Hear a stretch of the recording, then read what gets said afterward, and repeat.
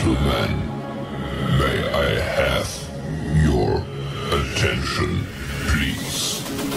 The show starts in 5, 4, 3, 2, 1. Well, hey, folks, welcome to MotoGP, Mac. And how are you making out today there, Mac? I'm doing good, Jake. How are you doing? All right, just hunky-dory. How was your week? Getting parts. Can you believe in H2 I can't get case protectors? You think of a Kawasaki H2 for falling down, you get case protectors, stuff. It'd be the first bike they'd make case protectors for. Of course not. I can't make out in a woman's prison with a carton of cigarettes. I'm all over the internet. Son of a, they make, guess what? The GB Racing 40 they make one for the SX, the touring model. All right, okay. That had to be a screw up. So, I mean, you wouldn't make it for the only difference is the where the oil fill is. The whole case, the fiberglass thing's wrapped around it, so you have to have it exact. But on the SX, it goes up instead of straight out, or it would work fine. All right, I get you. Yeah, and that had to be a screw up. Somebody went, "Oh man, you've molded the wrong one, you dumbass." Had to be. I mean, maybe so. All right, but yeah, I'm delighted that you finally got some balls to introduce the. Many years. Well, a year of me saying it. 600 videos. Finally, I got someone else to say it. So thank you very much, Jake. Not a problem. Not a problem. Now we have to do it every day. Every week. Every week, yeah, I'd make you do it every week as your punishment. Anyway, Andrea Iannone, I don't know, have you heard that he's starting to make waves? His ban for the drugs issue, whatever it was, is up at the end of 2023, but himself and his manager now have already started out in the press and the media and all of this, stating that a comeback for 2024 is on the cards in MotoGP, not World Superbikes. I initially thought myself it would be kind of a World Superbikes or British Superbikes or Italian Superbikes, but apparently why would you pick up somebody so cold? I mean, let's face it, cold, rusty, however you want to put it. Well, no, he's not been rusty. Like Aprilia have been taking care of him during his ban, right? Like he is riding one of those Aprilia X's, those specials. So like you do see him on his socials riding those nearly every week. Dainese why would they do that? Him, so really, yeah, and his manager is like they are fielding offers and questions about him coming back once the man is gone. Now, saying that, he was supposed to be, in my view, the challenger to Marc Marquez or the next Marco Simoncelli, really. And like he, in essence, got a bit greedy with Ducati. Even though that he took Andrea Dovizioso out that week in Argentina, he was offered the factory ride over Dovizioso. And Dovi ended up being, in my opinion, it looked like Dovi ended up being faster than Iannone on a regular basis and more consistent. Yeah, definitely more consistent. Yeah, like Davi is a finisher, do you know what I mean? And Iannone would like risk it for a biscuit, like sort of thing. Like he was young and dumb and ready to race, right? Like I think in a way we were kind of robbed seeing Iannone not on a good bike in the last few years, because I think Marquez wouldn't have had it that easy against him. Do you know what I mean? I always really think of Simoncelli when I see Iannone ride. I never thought much of Dovi because I always thought the bike was more bike than Dovi. And I know. Look, Davi is a safe rider, right? Do you know what I mean? He's not one of the ones that pushes it way past the line. Like he'll bring it to the line, but he'll never go past it, But like Iannone was offered the factory seat, wanted more money for it. Ducati then literally turned around and offered nearly half half the money to Vizio, so and he took the factory Ducati seat, and Iannone was out in his ass. So like that's where it is. I don't think he's going to be in that privileged position when he comes back to be dictating where or who or how Yeah. much. I think he's lucky that he gets his foot in the door. But it will be interesting to see him back. I do like. I don't think he can do anything till the end of 2023, as in even get on a MotoGP bike. Um, but he's still keeping himself going on bikes. You know, he's regularly testing that Aprilia X or whatever. So I, I think he's bike fit still, or majority. Do you know what I mean? He's not. How old is he now? Give me an idea. He's 34, 35? He's 34, 35, and someone actually addressed that to him, and there's well, look, Valentino Rossi went till he's 40. That means I have 5 years. Do you know what I mean? He's like, Yeah. these years were not that I was sitting at home doing nothing. I was not allowed to do it. Now, people will say, look, that's right or wrong for whatever he did. I found the whole thing very suspicious. Do you know what I mean? There was traces found. Do you know what I mean? Okay, you were either done or you're not done. Do you know what I mean? A trace is something that won't really impact you. I was just like, it's a shame and I always get nervous when these drug tests come into your sport because that means that There's there's smoke, there's fire. yeah, exactly. But look, we've heard nothing. We've heard nothing about the drug tests and again since that. Now I do know riders have to go periodically during the race weekend and piss in the cup, right? That's normal. But I think anyway, look, I think the whole Iannone thing was blown out way out of proportion. Some will say, look, he did something wrong. Do you know what I mean? He took a drug that he shouldn't have, whether it was on purpose or by accident. I thought he was blood doping. That's what I read. I don't know what he was doing. I think, Blood doping is when you take, say you have 4 quarts of blood in your system, right? yeah, Take an extra quart of blood and pump it into you, and that means you can hold more oxygen in your system. I don't know. They were saying there was a trace of some sort of thing anyway, Yeah, and he was saying that he was trying to say that he got it from food. So I don't know. But look, anyway, he's back at the end of 2023. The ban is gone. Whether he will be in MotoGP or not, I don't know. I can see Aprilia still being very loyal to him. You know, they've given him a bike to run and test, do you know what I mean? And he's not just a one-man band out there testing, do you know what I mean? There's a couple of engineers there with him. His personal sponsors, Dainese Leathers, have stayed with him as well. So I definitely think there's something going to be happening. But saying that, the big news for me during the week was the sprint race saga that's going to happen, right? Mhm. So there's still a lot of regulations in the sprint race that are not sorted at all. I hope not. I mean, I hope that's the case because again, they're letting them hang out in the middle of nowhere with the way it is now. Yeah, look, Look at this disaster. yeah, and there's still regulations within the championship that are not sorted. Like the tire pressure regulation is not fully written into law yet, right? Right. And in my view, it's a stupid thing that they're trying to implement. They're saying that your tire on any point within the lap must be at the minimum, right?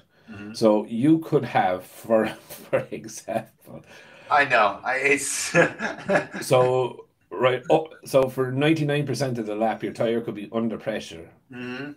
and then you could reinflate it some way, Yeah. spin up the rear tire or something like, you know what I mean? You have a line in your helmet or something. I don't know.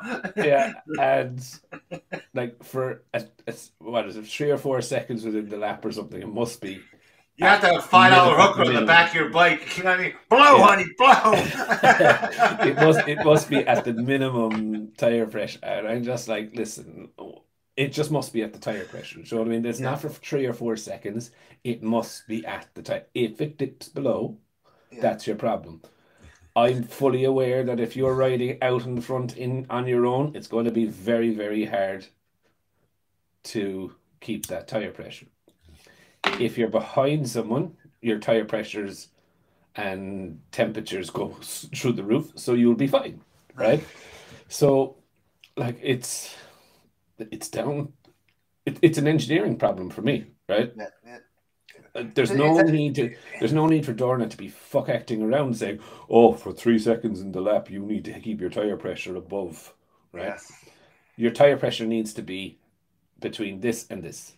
Yes. And if you go outside those windows, even for a second, Yes. tough shit. Do you know what I mean? You're gone. The sensor is a standard sensor for everyone. It's encrypted. You can't fuck around and change the temperature or the pressures. Only we have access to that. Simple as, right? You can see the readings. We can see the readings, but only or it's our system, as in Dorna, right?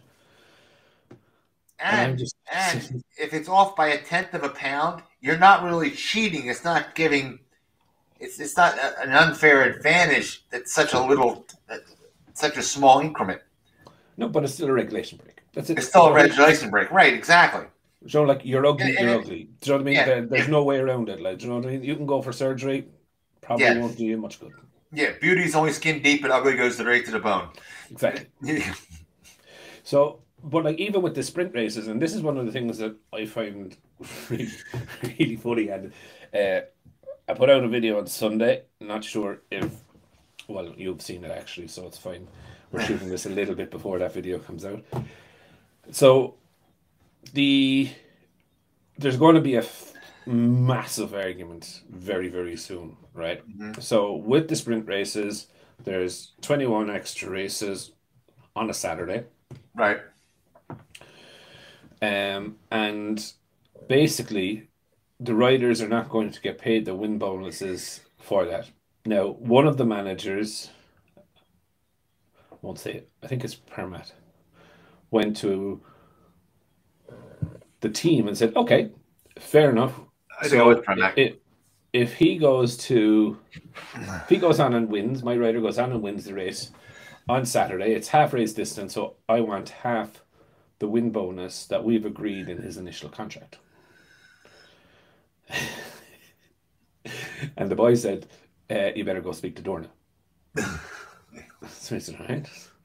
So he went to Dorna, and he said to Dorna, and he said, look, this is what it is, this is the contract. You know, this is what the win bonus is for everything. He's like, all right, okay. And they're like, yeah, you better go speak to the teams. So Dorna introduced this without talking to the teams, manufacturers, riders. But there's a part of their contracts of riders is that, you know, a win bonus. Like, I would put it this way. I would think Fabio is getting a low base salary with a very high win bonus or podium bonus. He's gonna yell for that podium bonus the most because he doesn't want the thing to get all together. Oh yeah, but if you look at riders, just say for instance, right? If you're like Pecco, Fabio, Mark, you would take a lower base salary. You would take $1 million, just say for the year, right? Yeah. But each win or podium, or win second or podium, like a third place would be worth 250,000. So the second place would be worth $500,000, and a win would be worth $1 million. So would you take that pay structure over a 5 or 6 million a year pay deal? Me? Oh, I take the base. I would take the base. Oh, I'd take the average. Would you take the base? Yeah. Or would you, yeah, and the win bonus, right? If you had a competitive bike that you needed, you would regularly be on the podium. Just say, for instance, I'd be like 21 races. Even if I got 15 third places, I'd be better off. Yeah. Than a 3 or 4 million a year deal, you know? Right. So now they're going to be doing, in essence, an extra race for free. So I definitely think I definitely think between the riders, I think there's going to be an absolute shitstorm. They can shitstorm all they want. Dorna, where are you going to go if they say no? And Dorna needs the money without the. I think there's a possibility that they mightn't ride on the test on the thing. because the contract, technically by law, the contract that they signed was for 21 races. Right. Yeah, true. But So still, not that 42 they'd have to take races. it to car. They'd have to either shut the year down, okay, take it to court, um, or well, they could actually no, they could do the year and then rescind it back to. No. They will start the sprint race. Absolutely, 100%. They will start the sprint race. Then go back and throw the winter session and say, listen, now I'll straighten it out. No. Just go back into the pits, do your first lap, and back into the pits. That's it. You contractually you completed your obligations. Now there'll be some riders out there who'll say, "Fuck it, I'm going to go for the win." Yeah, right. I think the whole sprint race idea, though, right? I agree with it. Look, I definitely agree with it. I think if you look, and I hate referring to Formula One, but right, Formula One have sprints, right, and in 6 or 7 races. Now they call it a sprint, okay, not a sprint race, a sprint. So if you look this year, while George Russell won one of the sprint races or something, I think he's not actually down as an official race winner. Okay.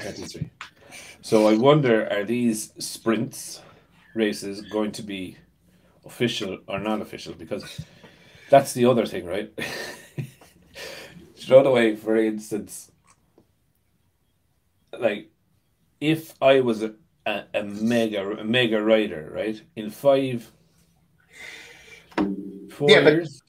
If you're not paying the rider for doing the sprint, okay, and it's not official, what's the drive behind doing it for him? Oh, the audience. They'll have everybody go, yeah. Okay. It's all about the viewers, right? But for Dorn that is, but as far as the rider's concerned, he's not getting paid for it. He's not having an incentive by having points because it's not an official race. If I'm getting this down correctly. No, he will get the points, but he just won't get the accolade of the race win of that race win. Okay. That's the way it is. That's the way it is in Formula One. So you could win the sprint race, you would still get points, but you won't be a sprint race winner or a race winner. Do you know what I mean? Because it's not a sprint. It's not an official race. Oh. Kind of splitting hairs, but anyhow, it is. And I think it's a massive knee-jerk reaction, being honest, from Dorna to bring the sprint in. Like, there's an awful lot of stuff that's still not. Oh yeah, it was knee-jerk.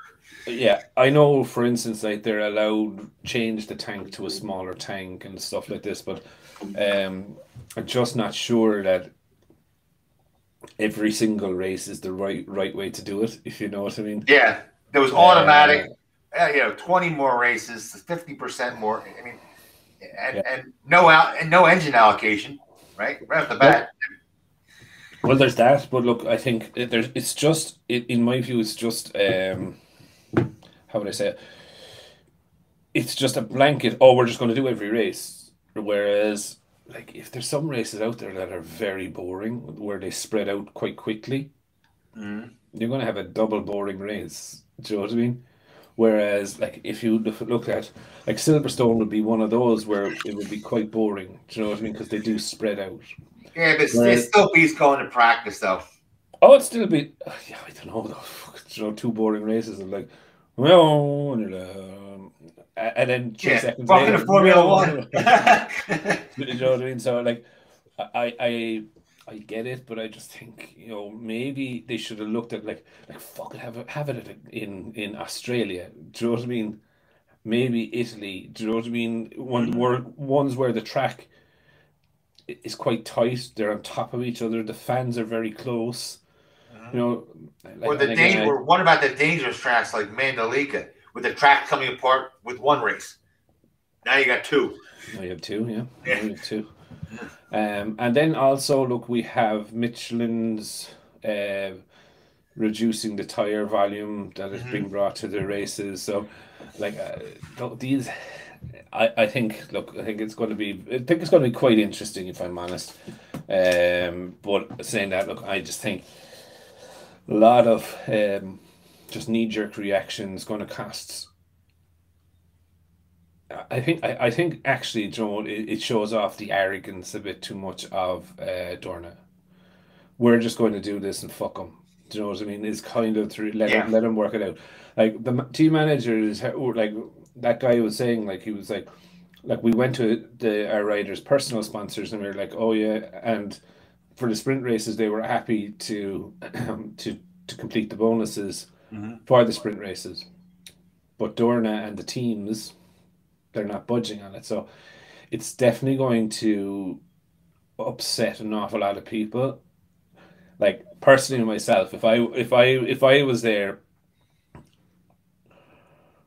I'm a very straight sort of person. Like if I'm supposed to get paid for something and I don't get paid for something, then we have a problem. Do you know what I mean? Now the other side of the coin, let's just take wet weather, right? The one thing that I absolutely hate a rider or a driver telling me is that we are risking our lives out here. And I'm very much so saying, no, you're not. You are making a choice to race a motorbike, or Yeah. you are making a choice to race a car.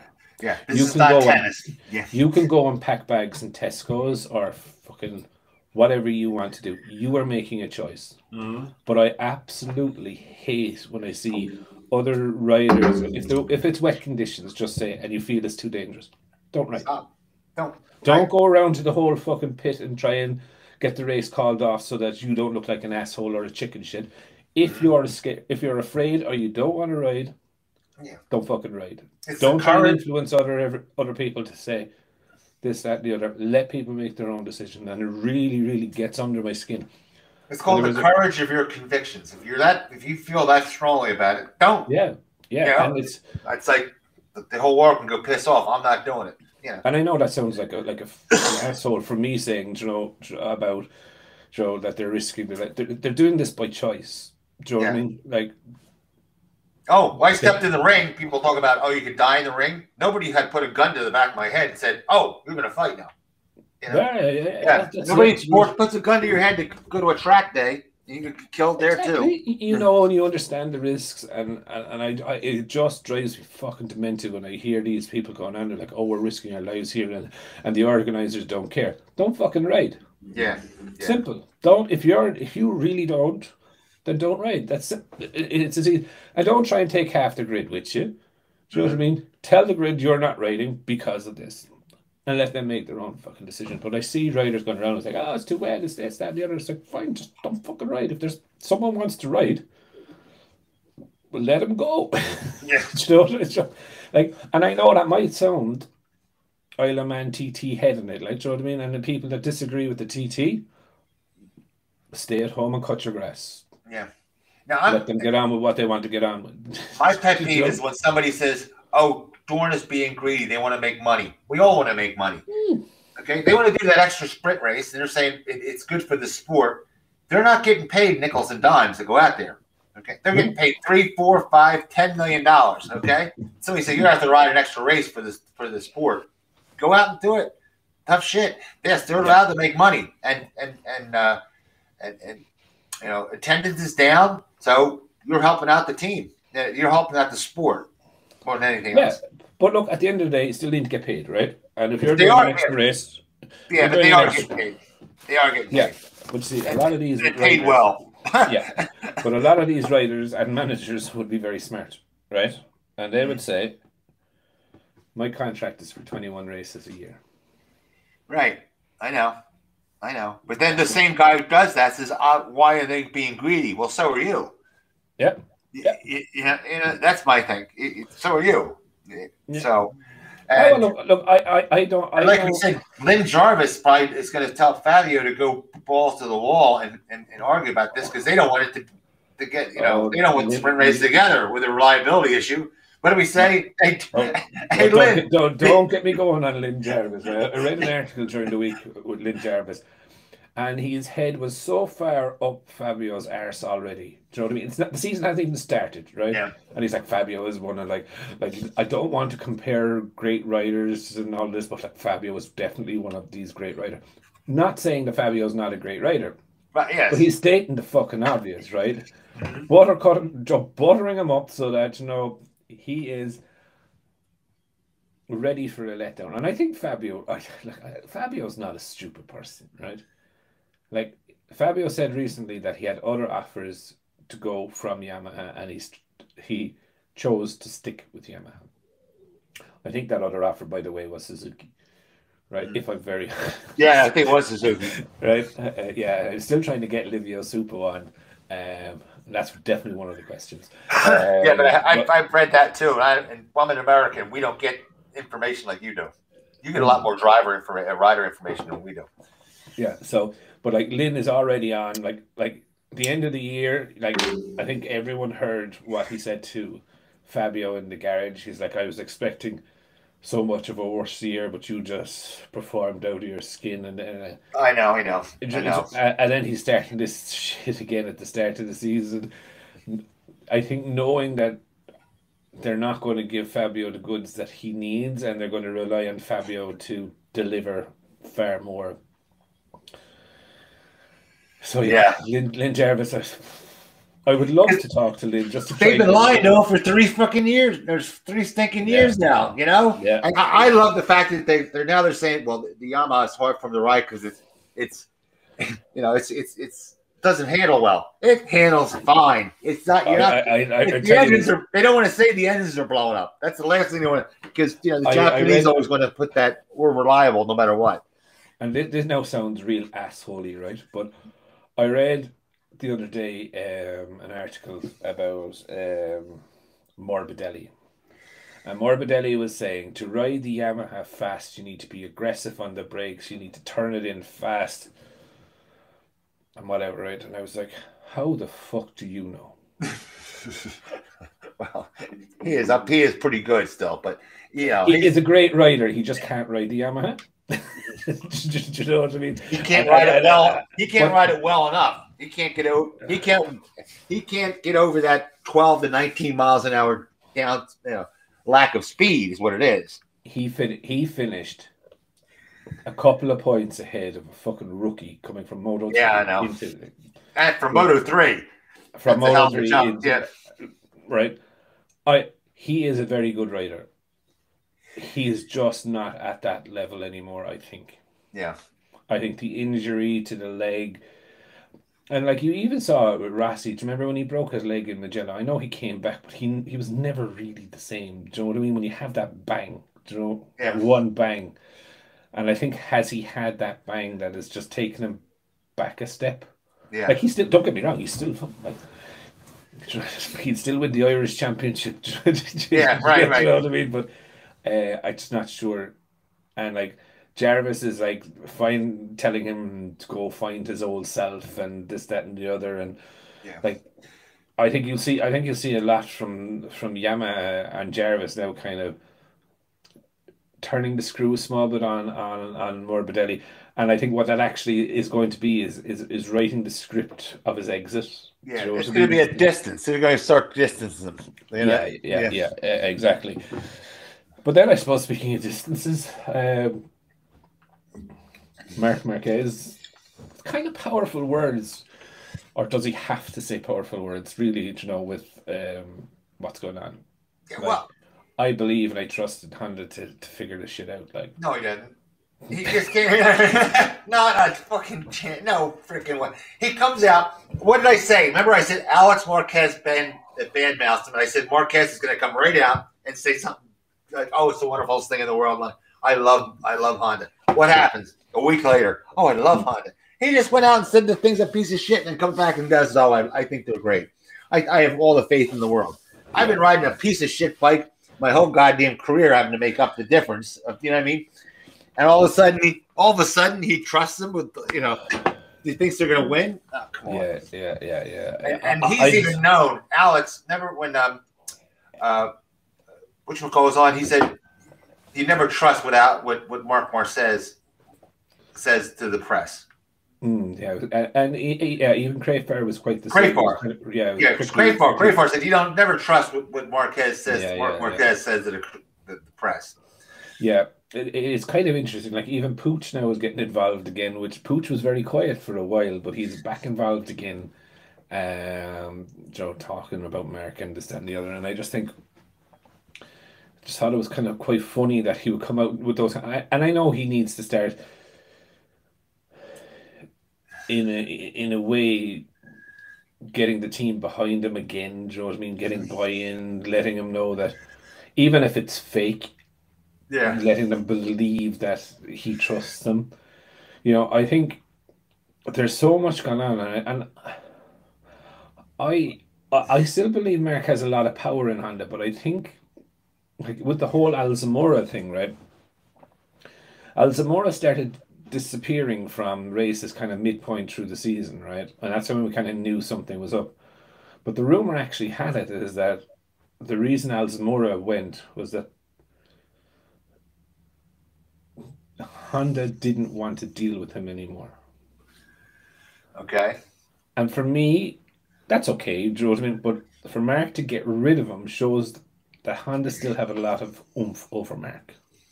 Oh yeah. Do you know what I Mark is mean? not Marquez is not the brightest bulb in the box. But You did saw the interview, and I'm a Marquez fan, by the way.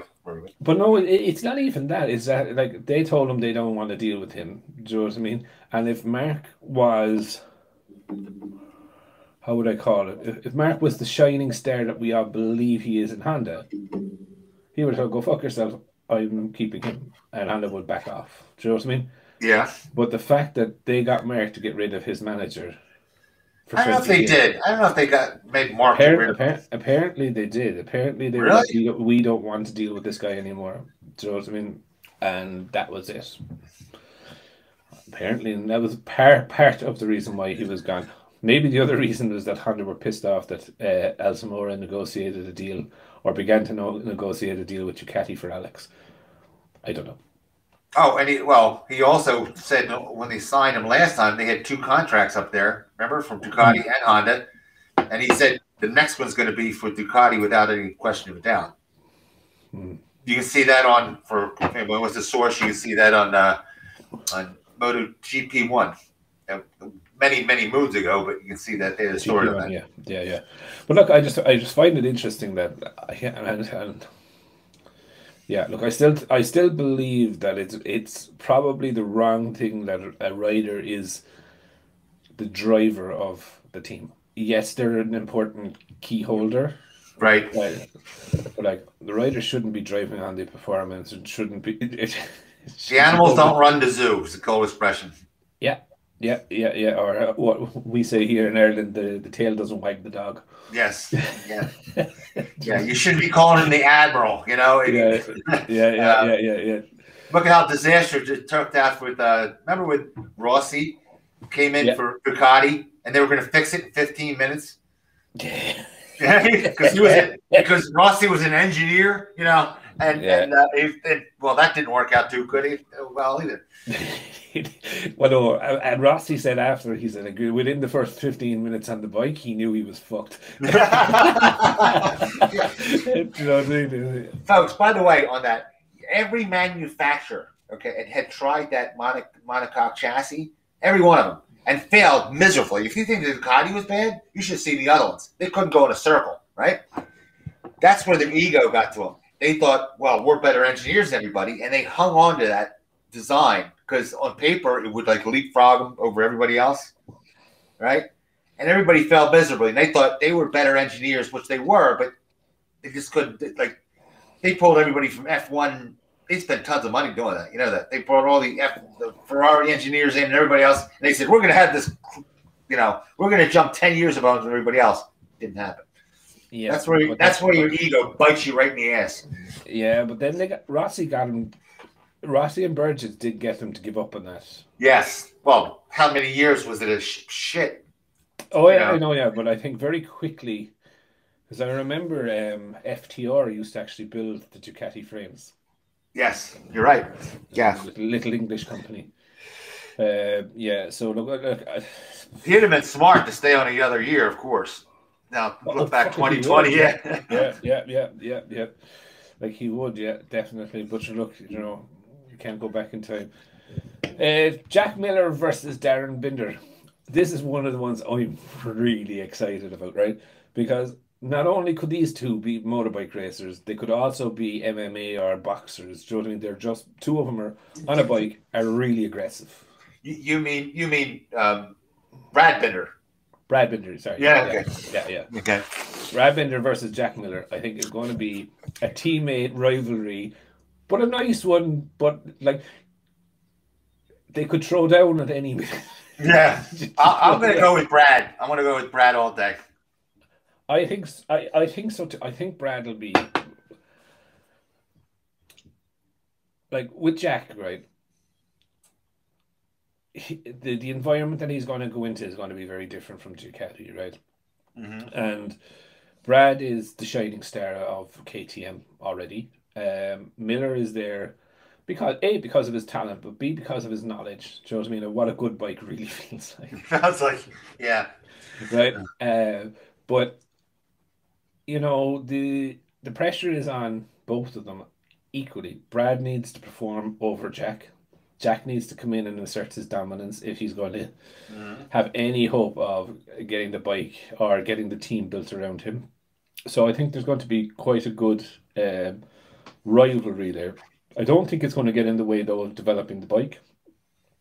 That always But threw I me think, with that. but I think the only advantage that Jack actually has is that the end. Well, there's Gaddafi anyway first, right? Who was a big fan of Jack, right? Then there's the Ducati engineers coming over. Mm-hmm. Do you know what I mean? Now they're going to have two choices in KTM. They're either going to listen to them or they're Yeah. not. And that decision then is going to kind of favor Jack in my view because Yeah. there will be a reference point in every Yeah. technical discussion. Do you remember Yep. on the GP22, Jack, when we did this? Yes. Oh, yes. And that puts Binder in a little the zone on his own, isolates him a small bit. Do you know what I mean? Yeah. But on the other side, Binder is familiar with that chassis. And neither is Jack or the Ducati engineers. Those Ducati engineers are going into something You're totally bang on. apples and oranges, you know? You're bang on with that, right? But I think it's going to be left an awful lot to the new engineers to kind of look at the development of where they are. Yes, it'll take them some time to understand the data, but I just think it's one of those ones that it's either going to end up in a very nice way or it's going to end up throw it an old barn buster of an argument. You know what I mean? And also, I think I don't see Jack being as submissive as he was in Ducati. Can't Do you know be. what I mean? I think we're going to have Brad. You know, look, he's not a qualifier, but he's a racer, same as his brother Darren, right? Jack is a qualifier, but tends to fade in the race. Do you know what I mean? So it will be interesting to see. I do think the same. I do think Brad should win out at the end of the season. I would be expecting that because he has the knowledge of the bike. Year two, I think that's the one where I'm not sure of who'll win that one, but definitely year one, I think Brad should on paper win it. But I suppose you never know these days. You know what I mean? Like the bike could get on. He'd get on the bike and everything would be fine. Do you know what I mean? Or he'd get on the bike and it'd be a disaster.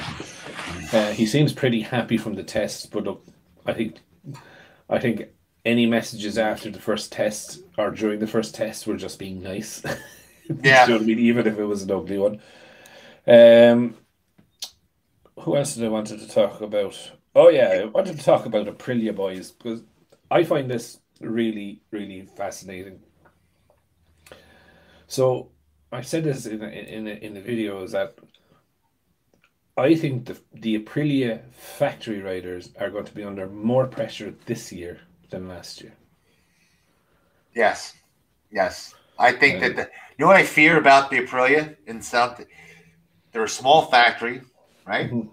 They just got a second team, so they have to adapt to that.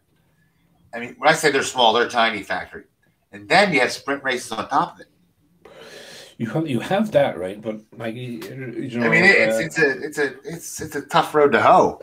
Right, you know, coming right off the bat, you know.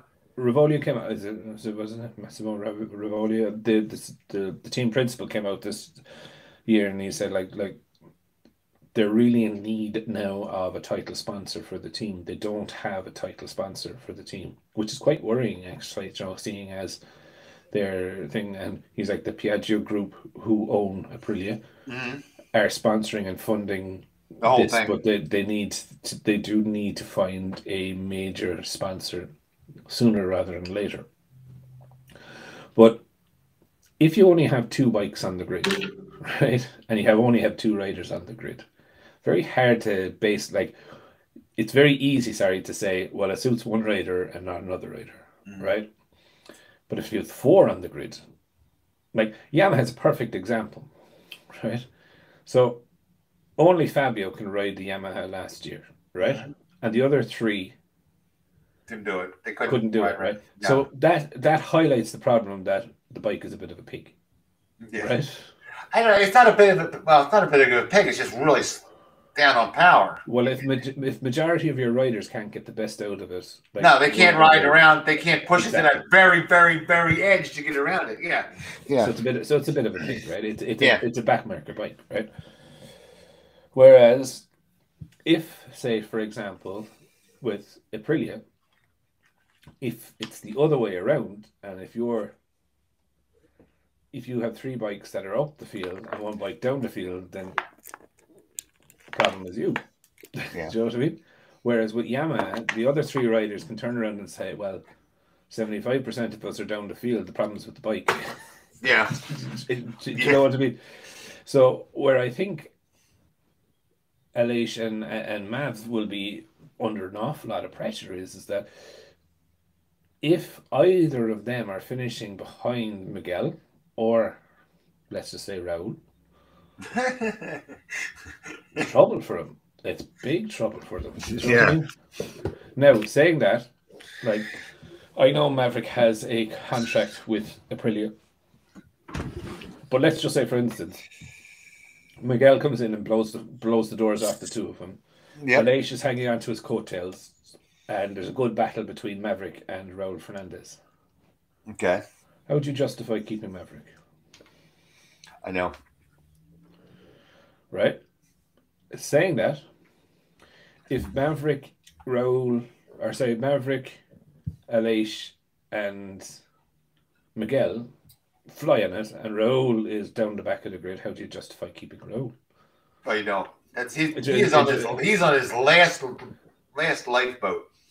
Yeah, he is. Yeah, and I think Maverick is too, being very honest. And I know it sounds like a fucking arsehole thing to say, but I think he is. I think Aleix has, and I mean this in the nicest respect, but he's getting to that age. He doesn't bounce well anymore, you know, and he would make a good test rider for them. Don't you think? Would. I think he'd be too fast, though. No, I don't think so. I think he'd be too well. If Maverick can't keep up with him, right? Raul can't keep up with him, and maybe Miguel Oliveira. The only reference points he had is to ride for. Yeah, you're right. If they had another fast rider like Miguel, then he would make a good. That's a caveat to that. Yeah, exactly. Like you don't want a test rider the same pace as a race rider. Yeah, and you know why? Because they keep fucking crashing. Yeah, Davi is a perfect test rider. He'll go round and round and round, and he'll rarely crash. Do you know what I mean? But he won't be. Well, towards the end of his career, he wasn't within the second. You want someone within a second, in my view, of your fastest rider. Yeah. And like realistically, Cal was within the second. Cal is within the second of Fabio, but he's he was the second fastest one out there. We talking about. Yeah, like Cal came into the championship and nearly scored the same amount of points as Franco. Yeah, that was like when Roberts was faster than Lawson and Wayne Rainey, and he was the team manager. Yeah. You remember that? Yeah. They're like, stop that. It just look bad. Yeah, look, I just think, it'll be very interesting. Rins, I've seen a couple of people do some stuff on Rins during the week as well. I don't know. Look, I think Rins is. I really think he's an edge of the tire sort of rider. So Yeah. just not sure in the Honda, man. I know he's going there because he wanted to work Spike and whatever, but it's just fucking like He really got a lot. I'll tell you what, though, he got a lot of mileage out of those 2 wins oh, for he did. recognition. Jesus, you ever see a rider get that many accolades for 2 wins? It was under the circumstances because they were the last 2. They were on their way out. But I mean, wow. Okay. Do you want something interesting? Alex Rins is the only one right now that is in the position to do a Valentino Rossi. How so? Explain that one to me. So Rossi won on the RCV, Right. the last race of the season. And then he won on the Yamaha M1, the first race of the next season. Ah, okay. All right. So Alex Rins winning on the Suzuki. Now, but yeah. I wouldn't bet the pension on it, that's for sure. Yeah. I know, yeah, but I just throw a useless stat out there that if Rins does win the first race of the season, he'd be the only one since Valentino Rossi to win on one manufacturer the season before and on the new manufacturer. So yeah, look, I don't know. I just think Rins. I think it's a massive mistake that he's making. I think you were spot on when it was announced to buy shares in Johnson and Johnson. Bandages. Yeah, it's just like, you know, and I just see it every time that he's going to crack the power in the front and the front end will just go light and that's the end of him and he's down. And I just hope it doesn't destroy his confidence. And look, I'll fight with anyone to the death, right? Would you prefer? The only bike that I would actually prefer a factory bike over would be the Ducati. I would happily accept a Satellite 22 over a current Honda or Yamaha. Even a 21. Maybe KTM. Joe, I mean, and that I would be able to get, I feel, better results off of that bike that is that sorted. I don't care what people say about Ducati Cup. If I was going to pick a bike to try and win a championship on, that would be the one. Yep. Hands down, no problem. But like I just find it interesting though that that people were talking about Rins and look, there's a lot of people making noise out there, an awful lot of creators. I got contacted actually by a couple of creators this week. Oh, really? Yeah. I seen the one he like for every person for every subscriber he has, they must watch it 1,000 times because he has 6,600 views on 100. Yeah, and has hardly any subscribers. Yeah. Look, there's people out there that they like you can cheat in YouTube if you want to very, very easily, and you can buy views or you can buy subscribers. And look, I'm not anyone to. You can buy subscribers. You can, yeah. Oh, I didn't know that. I knew you could buy views. Yeah, you can buy subscribers and views and comments and likes and all of this. But it just destroys your channel because everything is fake. So the algorithm will see an anomaly in your metrics, and they'll be like, "Yeah, we'll just shut this guy down." So any views then that they get, they have to buy. And okay. But the few of them now are contacting me about trying to get an understanding of the algorithm, and like there's that one that you talked about. You can see this guy launches a video. It's an AI voice. They always tip it off. They always say driver instead of rider. Yeah, but you'll always pronounce it, or you'll always see they pronounce every letter in the word. Yes, AI has to do that. But he did contact me on it, and I'm not a stupid person when it comes to the YouTube algorithm, but I could see it that if this guy has more views than every other, say the top 5 uh, channels out there together, all combined together on one video, you're like, ah, come on, like Yeah. it just doesn't work like that. But look, more power to him. Let him away off it. It doesn't really affect me. It doesn't affect my approach. But I just think, Joe, for people out there, just to be aware that yes, people do put ads on them. Normally, genuine people put the that you can skip after 5 seconds. If people are forcing you to watch ads, then they're just interested in the money. Yeah. Now that person that runs that channel also has a Formula One channel. Actually, someone contacted me about it. Doesn't like the guy at all, and he was just like, "Oh, he has a Formula One channel as well. That Oh, does really? nothing." Yeah, yeah. So like he'd launch a video on Formula One, and he might get 100 views, and then he launches a MotoGP video, which has a much less worldwide following, Right, and right. they get 100,000 views. You know what I Yeah. mean? They're like, no, The one guy had no. 100 subscribers and he had 26,000 views. I went, come on. I wrote in, I said, do you actually people belie that this? Come on. Yeah. But look, more power to them. Leave them away off. I just find it very funny when these people contact genuine people then and be like, "Oh, how do you do this?" or "How do you?" And I'm like, "Why would I tell you that?"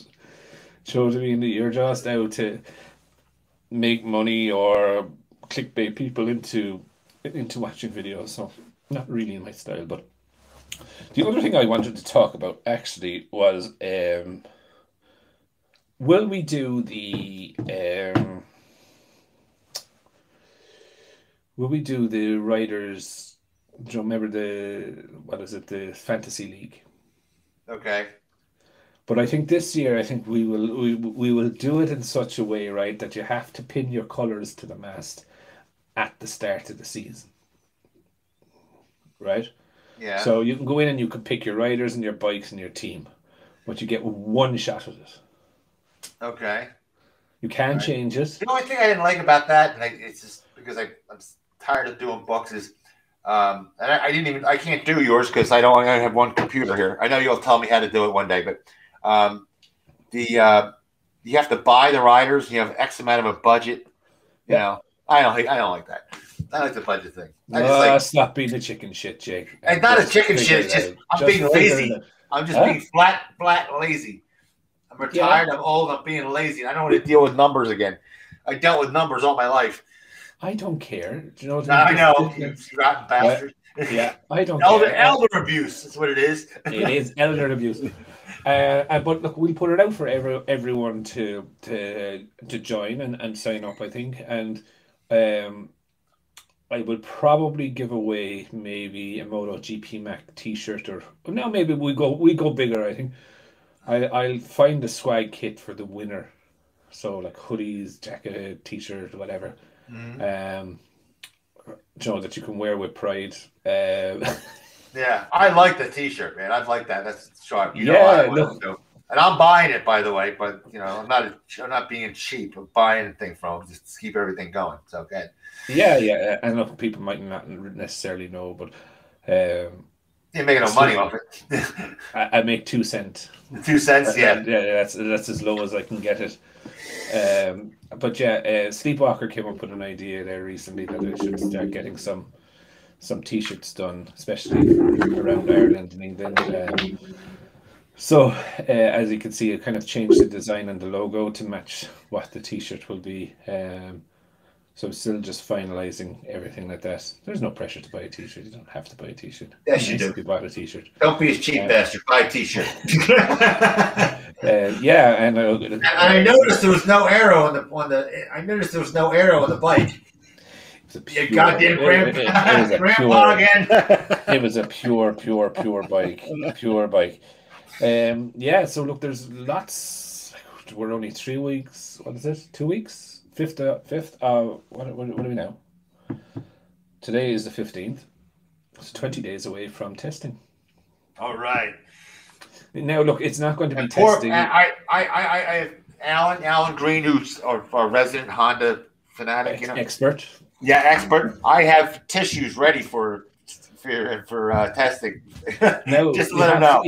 Yeah. So I just remind people, right? Because I said a couple of weeks ago that it was whatever it was, and then Crash.net came out and said that it was an extra week. Crash were right, it is an extra week, but they're also wrong. Just to let you know that there is testing before the main riders test. Okay. So remember last year we had the test riders and rookies, and still because Aprilia had concessions at the time, Maverick and Alicia Spargaro were out there. This year it's only going to be test riders, so it's going to be Yamaha test riders, Honda test riders, etc. And of course, it will also be Augusto Fernandez will be out there testing. So there's not going to be any really big names testing, but again, it's going to be a couple of days of those test riders, and then a couple of days later, it is the main factory testers or test sessions that will be out there. So the main factory riders will be out there. So I think the 5th of February is the let's just call it the rookies, and the test riders one is starting. I think there's a couple of days of that, and then we'll have the other one. Actually, talking about test riders, there is rumors that Bradl could be going to World Superbike. Really? On a Ducati. I wouldn't pick him, but anyhow. I don't know. He's light. Nah, that light thing is. No, but there is genuinely rumors that he could be maybe this year, maybe next year, in line for a World Superbike ride, which I think could actually tie into something very handy for Nakagami. I think Nakagami is a very good test rider. Yeah. Mm-hmm. I think Agora will be in that seat next year.